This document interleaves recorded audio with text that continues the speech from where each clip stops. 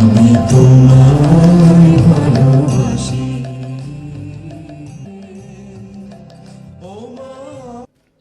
Debate for ডেমোক্রেসির আয়োজিত জাতীয় সংসদ নির্বাচন। সমস্যাটা হচ্ছে আপনারা এক এক আদর্শে বিশ্বাসী। যে অভ্যুত্থানটা হয়েছে সেইটার মাধ্যমে হচ্ছে তারা বাংলাদেশকে বিনির্মাণ করতে চায়। কি বলছে শুনুন। আসন্ন জাতীয় সংসদ নির্বাচনকে নিয়ে প্রধান উপদেষ্টার সহকারী অধ্যাপক ডক্টর আলী রিয়াজ স্যার। বড় রকমের সংখ্যা নেই, কিন্তু তা সত্ত্বেও যেহেতু অনেক অবৈধ অস্ত্র আছে, যেটা 2024 সালের জুলাই অভ্যুত্থানের সময় ব্যাপক আকারে অবৈধ অস্ত্র বিতরণ করা হয়েছে, সেগুলো উদ্ধার করা যায়নি। এটা একটা হুমকি হিসেবে উপস্থিত আছে। পাশাপাশি এটাও আমাদের মনে রাখতে হবে যে এই উস্কানিগুলো আসছে পার্শ্ববর্তী ভারত থেকে, যেখানে পলাতক ফ্যাসিস্ট নেত্রী শেখ হাসিনা অবস্থান করছেন। তিনি এবং তার দলের লোকজন নিঃসন্দেহে একটি অস্থিতিশীলতার বড় উপকরণ।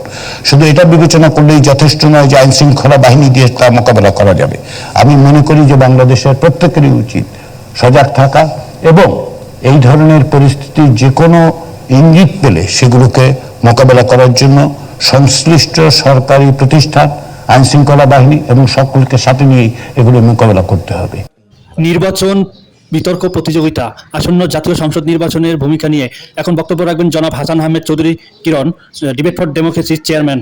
আওয়ামী লীগ নামক দলটি তারা নির্বাচনে অংশগ্রহণ করতে পারছে না। সুতরাং সেই দলের যারা পালিয়ে গেছে, তাদের মাথা পালিয়ে গেলে লেজ কিন্তু এখনো দেশের হয়ে গেছে। সেই দলের সেই নেতা নেত্রীরা কিন্তু বাংলাদেশের আসন্ন গণভোট এবং জাতীয় নির্বাচনকে বিতর্কিত করা, ভণ্ডুল করবার যে অপচেষ্টা, সেই অপচেষ্টা তারা করতে পারে। তবে আওয়ামী লীগের ম্যাক্সিমাম কর্মীরাই কিন্তু এখন বুঝতে পারছে যে এই যে বর্তমানে যে আওয়ামী লীগের যে অবস্থা, যে দুর্দশা, এর জন্য হাসিনাই দায়ী। সেই তরুণ বিতার্কিকদের বক্তব্য আলোকে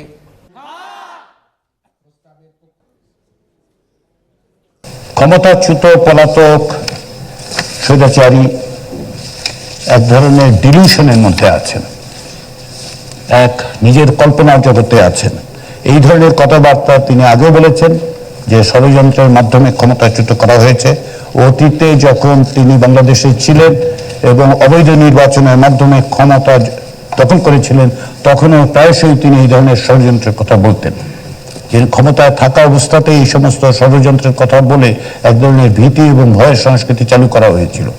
আমি এখনো মনে করি যে যদি সত্যি সত্যি তার বক্তব্যের কোনো যুক্তি থাকতো, তাহলে নিশ্চয়ই তিনি প্রমাণাদি উপস্থাপন করতে পারতেন।